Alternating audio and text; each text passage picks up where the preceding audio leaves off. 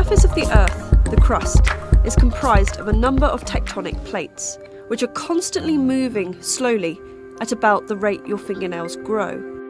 Most volcanic activity occurs at the places where these plates meet, the plate boundaries. The large layer of rock beneath the Earth's crust is called the mantle. This is mostly solid, but in certain places it can melt to become magma. This causes volcanic activity. At mid-ocean ridges, tectonic plates move apart. This creates space for the mantle rock below to rise. As it moves upwards, the pressure on the rock decreases, allowing it to melt. When the magma reaches the surface, the ocean water causes it to cool, creating giant pillow-like formations of a rock called basalt. These rocks make up most of the sea floor. At subduction plate boundaries, a thin oceanic plate slides under a thicker continental plate. The oceanic plate is saturated with water, which it drags down into the Earth. At around 60 miles deep, the water trapped inside is released, which reduces the melting point of the surrounding rock, allowing it to melt. This melted rock cools as it rises. Different minerals cool at different rates, and one of the last to cool is silica. The magma which eventually reaches the surface is silica-rich, which makes it thick and gloopy. Because the magma is so thick, the gases released on melting get trapped in large bubbles.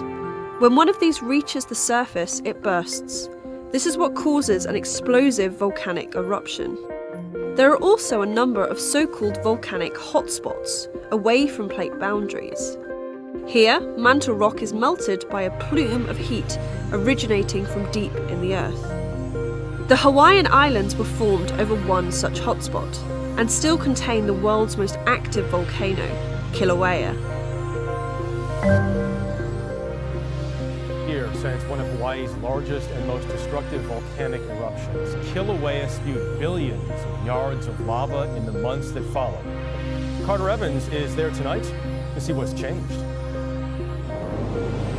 For months, red-hot lava exploded and devoured almost 14 square miles on the Big Island of Hawaii. The massive river of molten rock came from a large fissure in Stacy Welsh's backyard. You're lucky. Very lucky this time. This is a giant canyon I found in my backyard. She recorded this video as molten rock poured onto her property. Her home survived, but the lava cut right through her community of Leilani Estates. When cracks first opened up on highways and roads last year, residents were told to leave. In all, more than 700 homes were destroyed. All of that lava came through in a matter of a couple hours. We were there when it all began. This is the most active fissure right now. We've been watching this one go for days. At times, it's been blasting lava up to 250 feet into the air. And this is what it looks like now, a massive cinder cone surrounded by miles of black. Scientists say the volcano produced more than 1 billion cubic yards of lava. That's enough to fill up more than 320,000 Olympic-sized swimming pools. The lava hit the ocean with explosive force, and it expanded the coastline, adding nearly 900 acres of new land. At Kilauea's summit, the crater tripled in size, and geologists like Janet Babb are still poring over all the data. You think we'll see lava again? Without a doubt, Kilauea volcano will erupt again. We just don't know when or where. How is that living here under that threat now? It's beautiful, it's sad. Everyone behind me is gone all the way to the ocean. Come on. Mixed emotions as residents here decide if they'll continue to live on the slopes of an active volcano. Carter Evans, CBS News, Pahoa, Hawaii.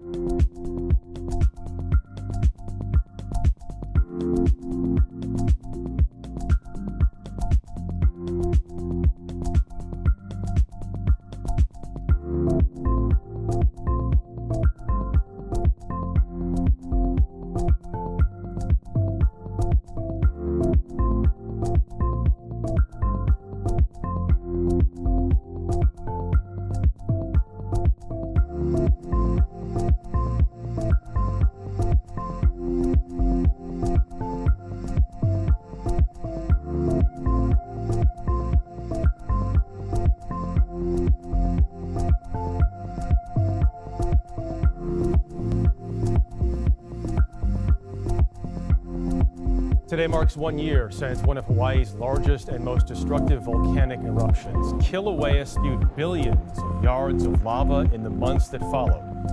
Carter Evans is there tonight to see what's changed. For months, red-hot lava exploded and devoured almost 14 square miles on the Big Island of Hawaii. The massive river of molten rock came from a large fissure in Stacy Welsh's backyard. You're lucky.